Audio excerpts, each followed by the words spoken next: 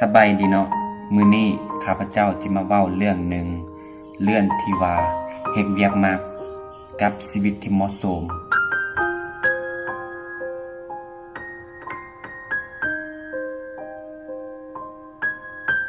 บางคนบอกว่าถ้าได้เฮ็ดเวียกที่ตัวเองมากแล้วเฮ็ดจะได้ก็มีความสุขบางคนบอกว่ามักเวียกแนวใดให้ไปเสาะหาเวียกแนวนั้นบางคนบอกว่าเฮ็ดเวียกทุกอย่างเพื่อได้